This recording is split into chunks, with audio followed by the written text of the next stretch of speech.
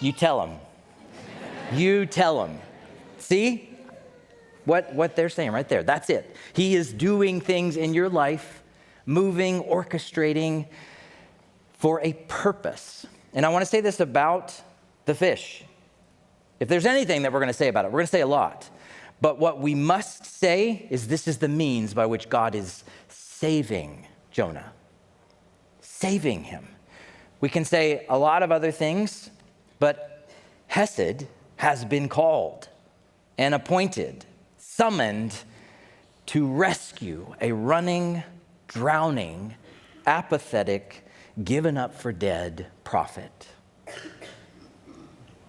You may not have considered this. I know I didn't. But as you connect this story with Jesus talking about this story in the New Testament, where he says, I'll give you one sign. Here's one sign that's about me. It's this. I will be in the belly and the heart of the earth for 3 days. That's all you're going to get. So I want you to consider the wild truth of this moment, that God saved Jonah by swallowing his death.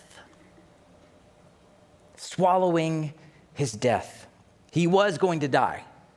Honestly, I think he thought he was, no doubt. Throw me over the side. He knew this, and I don't think he really cared. That's where his heart was. Just get me out of this. I don't want to do this. God is doing 1,000 things right now at once in your life. Probably more than that. 1,000 things at once with just one person.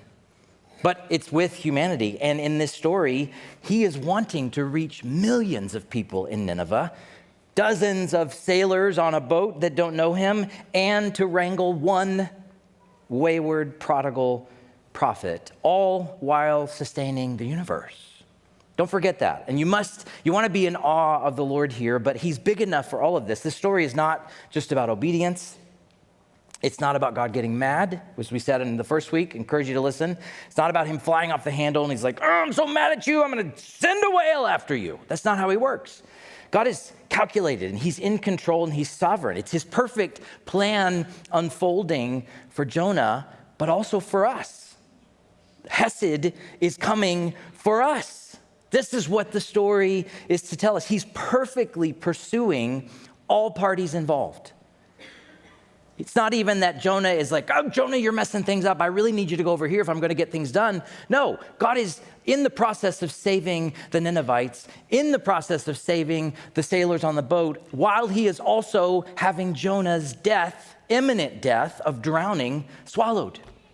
This is our God. This is how big he is. Right now, there are millions of hearts beating.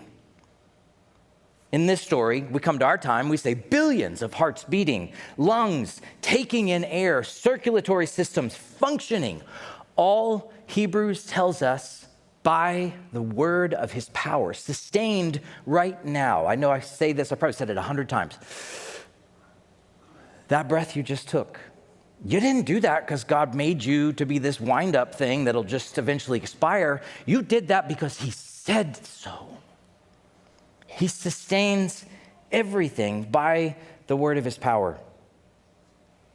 Everything is functioning at his bidding. He's intimately involved with all our ways. So when we read God appointed a great fish to swallow Jonah, and that Jonah's story just so happens to be symbolic of what Jesus would say is going to happen for our behalf, we should be in awe. We should stop and think, how do you do this, God? How can you? I've heard some people say, oh, I just don't know I hate that my kids are going to have to grow up in this world. You heard that before?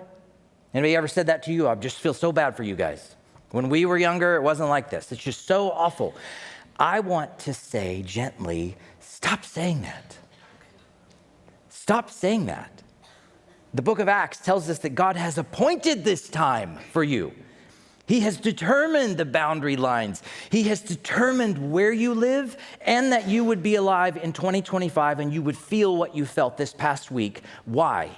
He says it in Acts chapter 1, so that you would reach for him. Acts 17, actually. That you would reach for him and find him. That's what's happening.